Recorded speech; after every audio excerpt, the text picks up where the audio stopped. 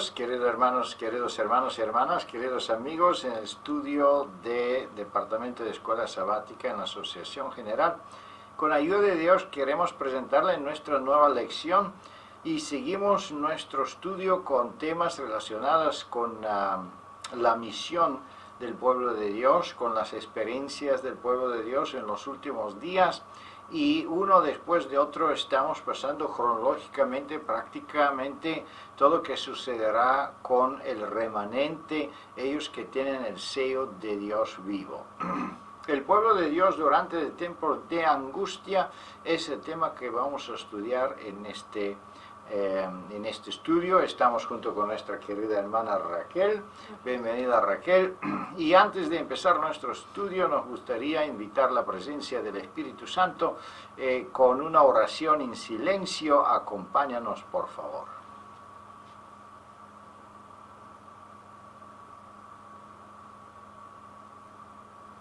Amén.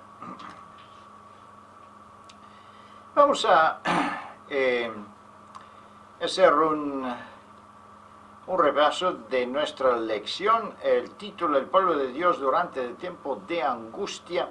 Debemos ser informados de qué tiempo de angustia estamos hablando, porque durante de diferentes tiempos el pueblo de Dios está prácticamente pasando por tiempos de angustias diferentes. Por ejemplo, antes de terminar el tiempo de la gracia, tenemos un otro tiempo de angustia cuando, por ejemplo, sale la ley dominical y empieza una persecución del pueblo de Dios, y ya nosotros estudiamos lecciones relacionadas con este tema.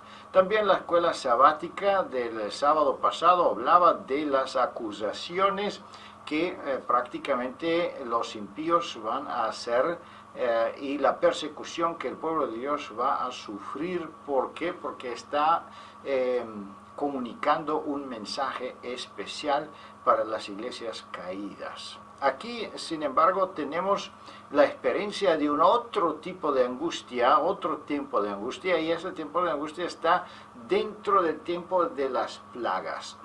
Y este tipo de angustia se llama el tiempo de angustia de Jacob. ¿Por qué se llama así? Vamos a ver durante esta lección. El segundo subtítulo es las 7 plagas, y cronológicamente vamos a entrar en el tiempo de cuando estas 7 plagas se están derramando sobre la tierra. ¿En qué condición vamos a ver está el pueblo de Dios? Está prácticamente la respuesta está dentro de estas dos preguntas. El último subtítulo, confianza de Dios en Dios, es prácticamente la parte más importante de esta lección. ¿Por qué? Porque podemos revisar nuestra propia condición espiritual, y no solo eso, pero podemos comprometernos para seguir los preceptos de Dios, prepararnos para este tiempo de angustia. Y es muy importante que nosotros, como maestros en la escuela sabática, prácticamente llamamos la atención de nuestra visita, de nuestros hermanos, que cada uno de verdad toma su decisión de preparación en para este tiempo tan importante que es la angustia de Jacob. La última pregunta prácticamente hace un llamado directo de preparación. Con ayuda de Dios queremos analizar cada pregunta por separado. Gocemos también los comentarios de nuestra querida hermana Raquel y seguimos adelante. Vamos a ver la pregunta número 1. La pregunta número 1, Raquel dice: ¿cómo describe el profeta Jeremías este tiempo de angustia? Prácticamente es Jeremías que por primera vez usa este término, la angustia de Jacob.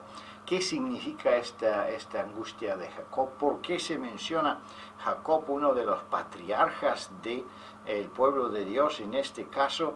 ¿Y por qué aparece en el fin del tiempo?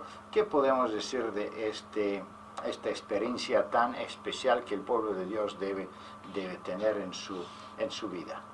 La descripción que encontramos en este versículo es altamente dramática e impactante, sobre todo cuando analizamos la terminología que se usa y los elementos de comparación que se exponen. Se nos habla de temblor, de espanto, de falta de paz, de un momento de extrema angustia física y mental comparado con el momento del parto, de dar a luz a un nuevo ser humano, la palidez de los rostros, la profunda impactación que se produce por las circunstancias que envuelven estos hechos, bajo el término genérico angustia para Jacob o angustia de Jacob, de acuerdo a las versiones. Cada uno de estos elementos no solamente nos ayudan a posicionarnos y ubicarnos en el dramatismo de esta situación, sino que también nos aporta información precisamente por la introducción del patriarca Jacob. Nosotros conocemos la experiencia de Jaboc, cuando después de algo más de 20 años Jacob debe regresar a su lugar natal, debe enfrentar a su hermano, debe resolver los errores del pasado, y es una situación realmente difícil y problemática. Considerando que era absolutamente imprescindible la intervención divina al respecto, Jacob dedica y entrega una noche completa a obtener claridad, comprensión, fortaleza, perdón, ideas, planes, estrategias para resolver este problema. Y de hecho, esa noche, que fue acompañada de una angustia mental y psíquica extrema, también desencadenó en un dolor físico importante a consecuencia de esta experiencia indescriptible que este patriarca tuvo, con el que después supo que era el Señor Jesús. Por lo tanto, aquí nos damos cuenta que hay varios elementos relacionados con el tiempo de tribulación o la angustia de Jacob que nos ayudan en este momento para comprenderla mejor. Dentro del contexto que estamos analizando a lo largo de la serie de estas lecciones, sabemos que se está hablando del tiempo del fin. Sabemos que va a ser un momento de persecución, un momento de extrema angustia, también espiritual y también física para el pueblo de Dios. Sufrirá una gran opresión por el medio ambiente y su fe, la fe de cada uno de nosotros, también será llevada al punto de máxima prueba en esa circunstancia, que dependerá y estará siendo valorada entre nuestros fracasos, nuestros errores, nuestros pecados del pasado y la inminente situación crítica en la que nos encontramos y la pronta venida del Señor Jesús.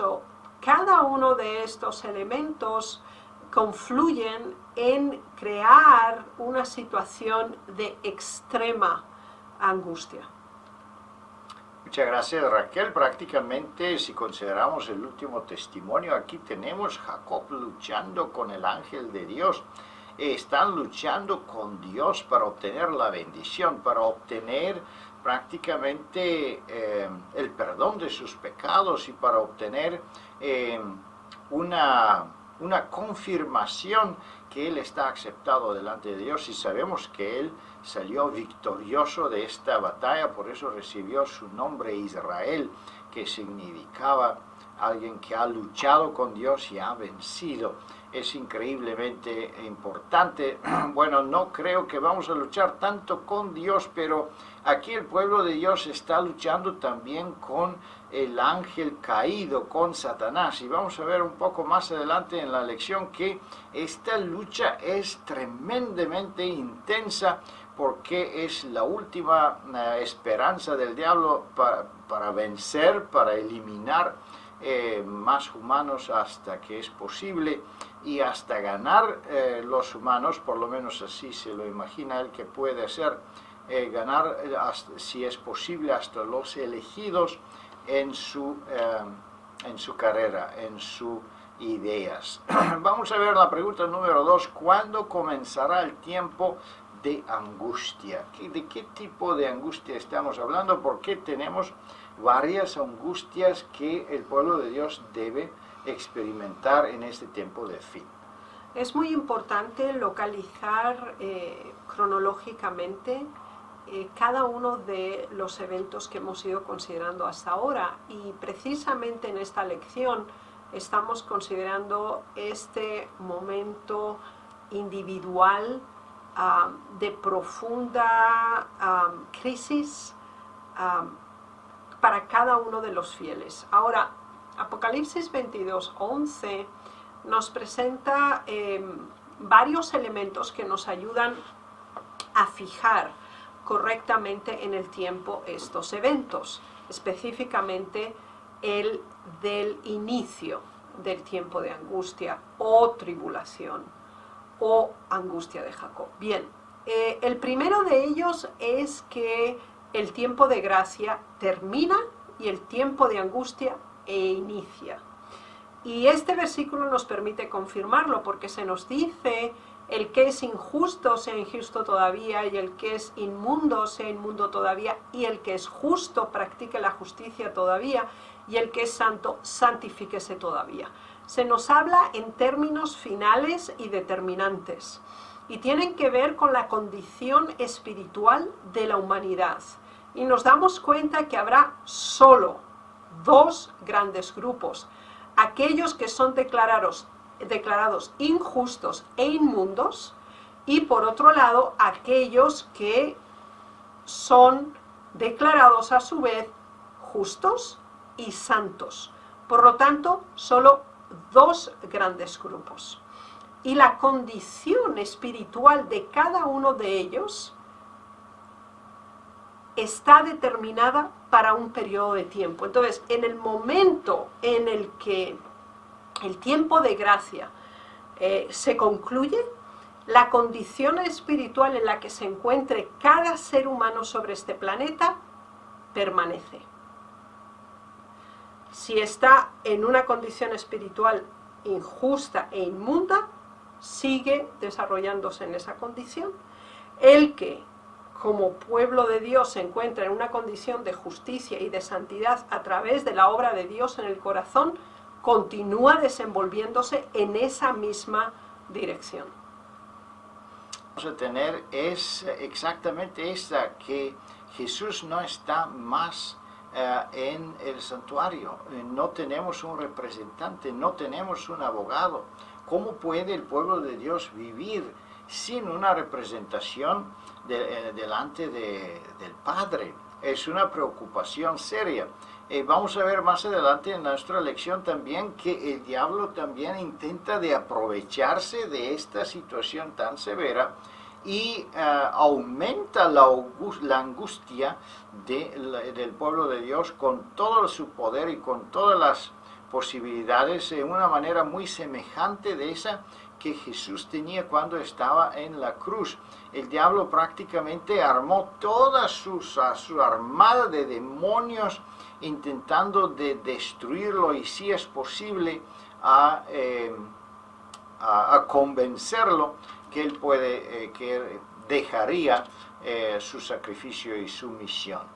De una manera muy semejante, prácticamente el pueblo de Dios está encontrando en una situación muy difícil, así como Jacob también se encontraba en una situación semejante. Vamos a ver la pregunta número 3. ¿Qué sucederá en el tiempo cuando Jesús no interceda más por el hombre en el santuario? ¿Qué podemos decir en esa situación? ¿En qué forma Dios viene prácticamente a intervenir y a ayudar, pero también en esta situación, qué otro tipo de angustia están experimentando el pueblo de Dios? Hay varios eventos importantes que confluyen en el tema que estamos tratando en esta lección del inicio del tiempo de angustia o la angustia de Jacob o el tiempo de tribulación.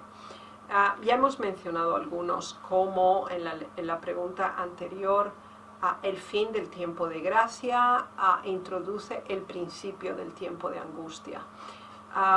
La condición espiritual de cada ser humano permanece en la condición expuesta en el momento en que termina el tiempo de gracia. Se derrama entonces o empiezan a derramarse las 7 plagas postreras descritas en Apocalipsis 16. Por lo tanto, empieza un desencadenamiento de eventos compulsivos, dramáticos y traumatizantes para la población mundial y el planeta en su extensión. Además de eso, y al mismo tiempo, es decir, es coyuntural, la emergencia de todos estos elementos y eventos, Cristo abandona el santuario. El santuario es el lugar de adoración, de intercesión, y ya con el cierre de la gracia, la intercesión, que es paralela, también se cierra. Cristo depone sus vestiduras sumos sacerdotales para ahora sí colocarse las túnicas reales que son el precedente a su segunda venida a la tierra como Rey de Reyes y Señor de Señores. Por lo tanto, hay una serie de eventos que confluyen en este periodo de tiempo que estamos estudiando en la lección, y todos ellos tienen un elemento básico en común. Es que el tiempo de preparación se termina. Es decir, como nosotros estemos, así nos quedaremos. Y es algo muy impactante la declaración que estamos haciendo en este momento, conectados con Amós 4:12, donde se nos dice: prepárate para venir al encuentro de tu Dios, oh Israel. Así que hoy, aquí y ahora, durante el estudio de esta lección, debe haber una concientización acerca de el encuentro que cada ser humano sobre la tierra va a tener que tener con el supremo soberano del universo, que es Dios. Y ese es el momento más importante de nuestra vida, porque de ello va a depender todo el resto de nuestra existencia o de nuestro fin. Por lo tanto, estamos hablando hoy para estar preparados para el mañana. Muchas gracias, Raquel. Qué importante. Prácticamente aquí está otra confirmación que sin Cristo prácticamente es imposible sobrevivir sobre esta tierra. La única forma por que la humanidad ha sobrevivido es porque Jesús ha prometido su sacrificio, y por eso hemos obtenido ese tiempo de gracia, ese tiempo en que cada uno puede prácticamente tener una segunda oportunidad de vivir y decidir si quiere vivir con Dios en la eternidad o perder su vida. Es también muy importante entender que las predicaciones o el mensaje de los 3 ángeles, especialmente del segundo y del tercer ángel, están confirmados con las acciones de Dios aquí, porque esta Bueno, esta ira de Dios se está derramando prácticamente aquí con las plagas y todo pueden ver que prácticamente el mensaje que ellos recibieron por este pueblo pequeño se está cumpliendo y todo está correcto como ellos lo dijeron. Sin embargo, sabemos por los versículos en la Biblia que nadie llega a un arrepentimiento, en contrario, se endurecen sus corazones más todavía y ellos se enfurecen contra de Dios con una ira increíble. Así que podemos ver que todas las profecías llegan en su cumplimiento en este último momento, este momento de angustia. Vamos a ver un poco más adelante que vamos a tener más intensa la angustia, no porque solo por dentro la persona se está preguntando si tiene todo en orden con Dios, y no solo por afuera, porque no vamos a tener agua, no vamos a tener comida, no vamos a tener las comunidades que nosotros normalmente tenemos, y esa persecución y esta gente enojadas y las plagas que caen por todas las partes. Bueno, podemos imaginarnos qué terrible va a ser ese tiempo. Sin embargo, vamos a ver que Dios tiene preparado una protección para su pueblo también en este tiempo de angustia, este tiempo difíciles. Mientras el pueblo de Dios, que no recibe la marca de la bestia, no podrá comprar ni vender, ¿cómo serán sustentados? ¿Qué dice aquí la palabra de Dios, Raquel? Esa es la pregunta número 4. Estos versículos de Isaías en el capítulo 33 y el 41 son una expresión de amor, ternura y cuidado de Dios para cubrir las necesidades básicas de sus hijos fieles en ese momento especial de tribulación. Y está expresado en una forma tan hermosa poéticamente, cuando se nos dice que el pueblo de Dios que estará buscando refugio en los lugares más desolados y apartados, sin esperanza de que nadie simpatice con ellos o les ofrezca ayuda, sí tendrán la completa asistencia de Dios. Y se nos dice que lo imprescindible para nuestra supervivencia está garantizado desde ya.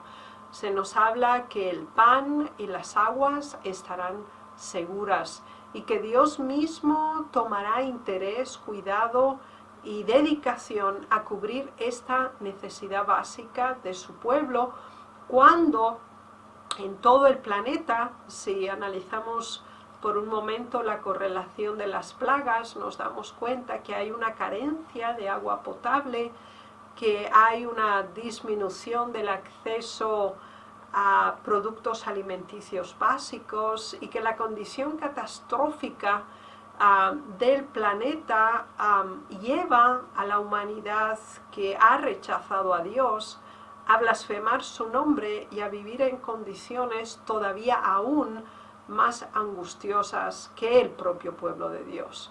Entonces, aún en las situaciones más extremas, Dios promete su asistencia y la garantía de nuestras necesidades. Creo que es algo hermoso, maravilloso por parte de Dios hacia su pueblo.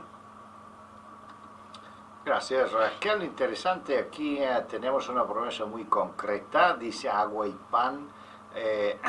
Va a ser prácticamente proveído. No tenemos todos los testimonios relacionados con este milagro o esta promesa milagrosa que Dios está haciendo a su pueblo, pero sí sabemos que de una manera muy semejante como fue, por ejemplo, proveído al profeta Elías, que los pájaros prácticamente llevaron comida a él, de una manera semejante el pueblo de Dios podía tener una sustención o un un sostén de parte del alimento que Dios proveerá para su pueblo.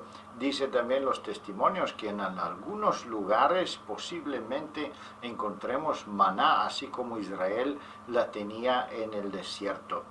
Con otra palabra, otra vez, este tipo de angustia se convertirá en una experiencia increíblemente especial para el pueblo de Dios, porque podemos reconocer, y vamos a ver, podemos reconocer la mano de Dios extendida ayudando a su pueblo. Sabemos que Jesús mismo ya no está más en el santuario, pero el Espíritu Santo está presente, y está presente en una medida extraordinaria. Vamos a ver que, por ejemplo, si leemos el gran conflicto, que prácticamente el Espíritu Santo aumenta su presencia hasta un nivel cuando las caras de los hijos de Dios empiezan a brillar.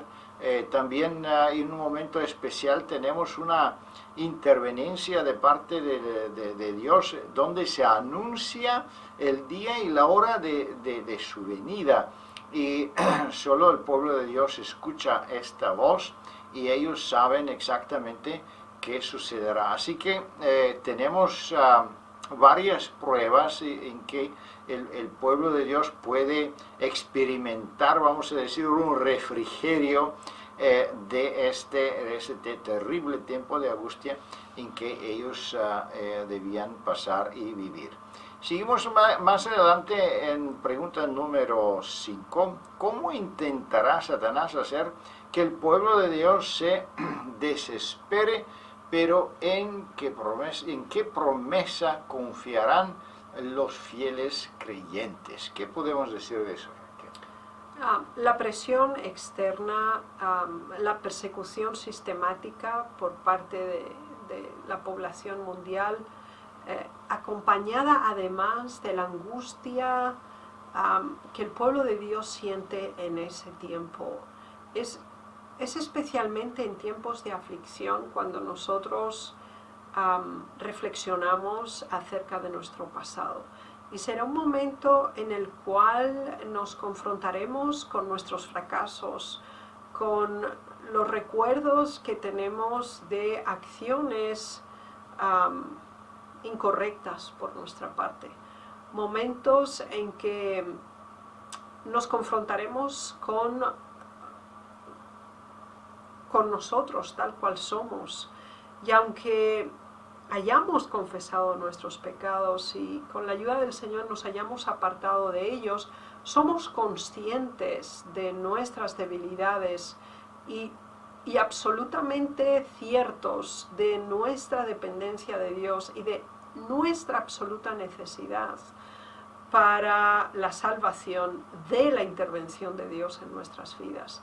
Entonces, la opresión, la persecución del exterior, la destrucción del medio ambiente, la situación catastrófica del planeta y la angustia interna que se siente, es una triple reacción en cadena que conduce a los fieles a una condición realmente de desesperación.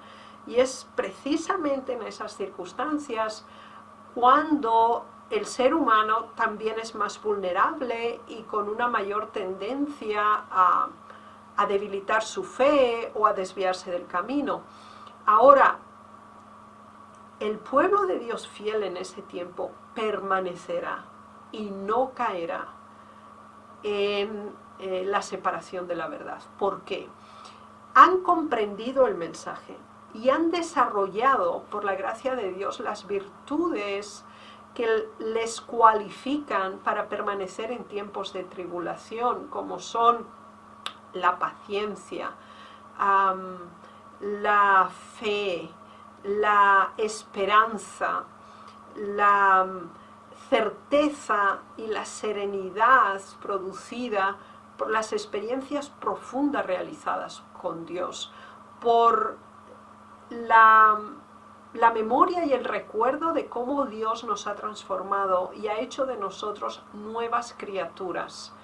Y eso nos permite comprender que aún en nuestra debilidad Dios nos fortalece, que aún en nuestra incapacidad Dios nos sobrevalora para ayudarnos y librarnos de esa condición. Y por lo tanto, esa combinación de amor, fe, esperanza, paciencia y perseverancia en el conocimiento, la práctica, la vivencia y la expresión de la verdad se sobrepondrá a todo el elemento externo e interno que lleva al pueblo de Dios a una condición de extrema angustia. Muchas gracias, Raquel. Es increíble cómo prácticamente aquí esta batalla, esta guerra de sobrevivencia y esta guerra de demostración, ¿quién es más fuerte? ¿Es el pueblo de Dios o son los ángeles caídos? ¿Quién tiene razón? ¿Es Dios, Jesucristo o los ángeles caídos? Y podemos ver que los ángeles caídos, por perder sus lugares, obviamente está intentando de luchar, y la lucha aquí es terrible. Me imagino que, bueno, los fieles están fieles de Dios, ellos temen a Dios, ellos intentan de hacer todo lo mejor que pueden, pero esta angustia es terrible. También pasar por el tiempo de las plagas es muy difícil. Entonces, ¿qué sucede? Es que vienen los pensamientos de dudas. ¿Por qué no viene Jesús? ¿Por qué no se corta este tiempo de angustia? Imagínense que hombres y ángeles caídos van a intentar de perseguir el pueblo de Dios. Aquí, como dice Satanás, se intentará demostrar a los fieles que ellos no son dignos de la salvación, porque han tenido muchas transgresiones, y el Satanás le va a recordar todos los pecados. Así que no solo uno debe intentar de liberarse de sus propias dudas, pero debe luchar contra las dudas que Satanás va a intentar aumentar prácticamente en este momento tan terrible de angustia. Vamos a ver que no solo esto, pero un conflicto se extiende, esta angustia de Jacob se extiende hasta un conflicto donde intervienen también los ángeles de Dios, el Espíritu Santo y Jesús mismo, porque aquí tenemos una representación y una parábola, una visión del profeta Zacarías. ¿Y qué dice qué podemos entender, qué podemos aprender de esta visión tan importante del profeta Zacarías? Esta es una visión llena de esperanza, porque presenta la vida individual de cada uno de los hijos de Dios y del conjunto de su pueblo, el antes y después con Jesús. Nuestra condición es totalmente descualificante para la salvación. Nuestras propias debilidades, pecados, tendencias nos anulan para poder alguna vez tener acceso a nuestra cercanía a Dios. Pero el Señor Jesús, en su amor, gracia y bondad hacia nosotros, nos ha dado una oportunidad, y aquí está explicada en esta visión. Entonces Él nos da la segunda oportunidad de nuestra vida, y es poder dejar atrás el pasado y obtener una nueva perspectiva y una nueva visión con Dios a partir de ese momento del encuentro. Y aún cuando el mal nos hostigue, cuando el enemigo nos ataque, nosotros sabemos a ciencia cierta que con Jesús y a través de Él la victoria es cierta. Entonces el Señor nos facilita todas las virtudes, atributos y cualificaciones necesarias para poder obtener la salvación, no por méritos propios, sino por sus méritos imputados a nosotros a través de la fe. Y esa imputación va acompañada de una impartición, que en ese proceso de la justificación y la santificación lleva al momento más excelso como final, como objetivo, que es la glorificación. Por lo tanto, aún en estos momentos de extrema angustia, tribulación y hostilidad en la que el pueblo de Dios vivirá en el tiempo del fin, incluso cuando las memorias de nuestros fracasos pasados perturben a nuestra alma, sabemos que en Dios hemos obtenido el perdón. Y a través de Él hay esperanza, sentido a nuestras vidas y orientación que nos lleva, por medio de la fe, a permanecer firmes ante Jesús. Muchas gracias, Raquel. Muy interesante es este culminante batalla contra los ángeles caídos, contra Satanás. Podemos ver aquí los testimonios que hacen una descripción muy interesante, muy importante para cada uno de nosotros. Entendemos que los ángeles caídos no dejarían sus lugares así fácilmente. En lo mismo tiempo podemos entender que 144,000 que fueron o que reciben una descripción de hombres perfectos, vírgenes, que no ha tenido ninguna mentira en sus bocas, prácticamente ellos confían solo de la gracia de Dios, porque no tienen méritos propios, no han ganado la salvación por ninguna santidad personal o ningún beneficio propio por obras o por cualquier tipo de calidades personales. Todo depende de Jesús. Delante de Dios estamos como con un manto sucio, y este manto sucio es la justicia nuestra propia, y necesitamos una otra vestimenta, y eso es prácticamente la justicia de Cristo. Sin embargo, podemos ver que Satanás está luchando para cada persona, y eso es también interesante para saberlo, porque esta lucha empieza ahora. Cada uno de nosotros que se declara a ser parte del pueblo de Dios, está bautizado, prácticamente está asaltado por Satanás, porque él quiere arrebatarnos y confundirnos. Así que es muy importante que nosotros permanecemos en el lado del Señor, porque Él, saliendo del tiempo celestial, sigue prácticamente defendiendo su pueblo, y sabemos que en este caso los ángeles de Dios, el Espíritu de Dios, seguirían proteger el pueblo de Dios, y nunca nadie fallecerá, especialmente en este tiempo, cuando ya el tiempo de la gracia se ha terminado, y los sellados que han recibido el sello de Dios, de verdad reciben no solo un sello, pero reciben una protección, una medida especial del Espíritu Santo. Si se recuerda, eso es la lluvia tardía. Sin la lluvia tardía es una medida especial del Espíritu Santo en este tiempo. Nadie puede sobrevivir y luchar prácticamente directamente con los poderes de los ángeles caídos, y con ayuda de Dios vamos a obtener la victoria.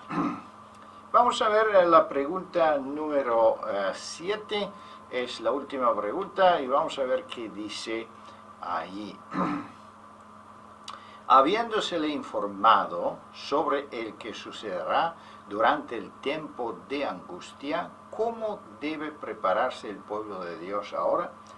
¿En qué forma podemos contestar de esa pregunta, Raquel? ¿Qué necesita el pueblo de Dios ahora para poder sobrevivir, para poder vencer esta lucha enorme, es una lucha interna, es una lucha externa, es una lucha por las plagas también, un sufrimiento increíble. Sin embargo, los hijos de Dios siguen contentos y con alegría adorando a Dios. ¿Qué podemos decir en esto?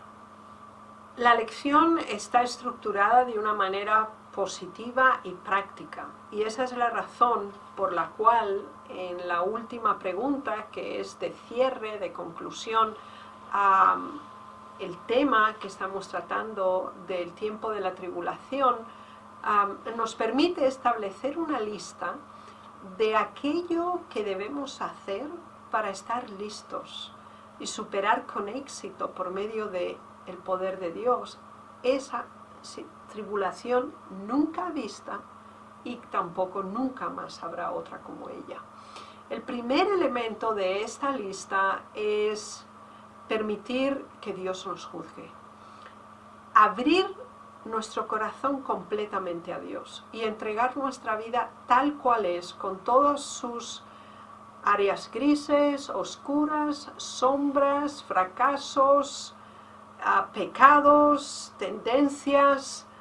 Debemos permitir que Dios pueda repasar cada uno de los capítulos de nuestra vida. Eso implica un acto de renuncia a nosotros mismos y de completa entrega a la intervención de Dios en nuestra existencia.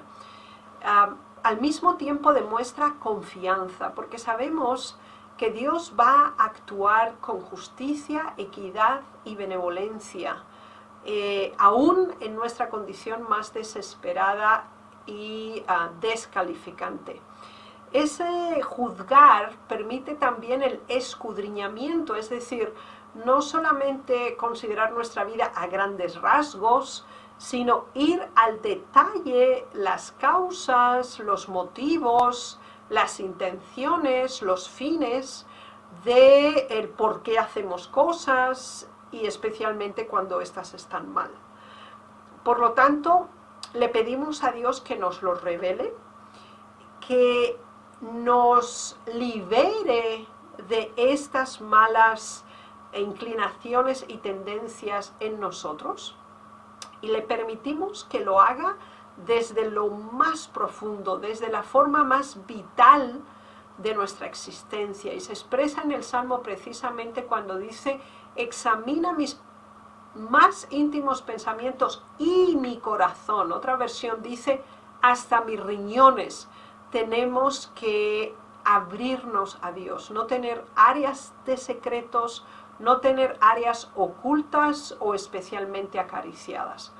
En ese momento, cuando nosotros estamos delante de los ojos de Dios, hemos conocido el mensaje, deseamos con su ayuda implementarlo, practicarlo en nuestra vida, empieza un proceso de transformación desde adentro hacia afuera. Y entonces Dios no es un extraño para nosotros. Es nuestro compañero más íntimo en la transformación, en el reavivamiento y en la reforma de nuestra vida, para alcanzar como fin último la vida eterna. La segunda cita, la primera de Juan 5, 3 y 4, nos sintetiza a nivel terminológico este proceso. Es el amor a Dios y la observancia de sus mandamientos. Tener a Dios como nuestra máxima prioridad, como el punto central de nuestra vida, como la guía orientativa de todas nuestras decisiones, y los valores y los principios de los mandamientos de Dios como los únicos vínculos fácticos para orientar nuestra vida, hacen que se produzca una regeneración, un nuevo nacimiento, por fe, obteniendo la victoria en Cristo a través de Él. Esto debemos hacerlo hoy, para la honra, la gloria de Dios, y a través de su intervención en nuestra vida, para cuando el momento de tribulación llegue, estemos listos, capacitados y cualificados por su nombre y para su gloria. Muchas gracias, Raquel. Recordémonos también la situación en que fue el apóstol Pedro. Dios dijo que todas las estrellas o todas las personas que Dios dio en sus manos no se perdió ni uno. Así que, queridos hermanos y hermanas, debemos tener la plena confianza que si estamos hoy con Dios, Dios también proveerá en ese tiempo de dificultad. Sin embargo, no debemos olvidarnos las lecciones de escuelas sabáticas que hablaban de la lluvia temprana y de la lluvia tardía. No podemos permitir que nosotros pasamos los tiempos sin hacer obra misionera, sin activamente participar en la obra de Dios, sin recibir los dones del Espíritu Santo hoy, porque hoy estamos en el tiempo de la preparación y cada día enfrentando las pequeñas tentaciones, las pequeñas dificultades exitosamente, prácticamente Dios nos preparará para las dificultades grandes. Así que como Él promete también en sus parábolas que quien es fiel del poco, bueno, Dios lo hará dueño de lo grande. Así que si nosotros somos fieles de poco y vencemos las tentaciones o las dificultades pequeñas hoy día, podemos vencer mañana los más grandes. Queridos hermanos y hermanas, disfrutan nuestra lección de escuela sabática. Que Dios le bendiga y le guarde, y con ayuda de Dios nos vemos durante la próxima semana. Hasta luego. Amén.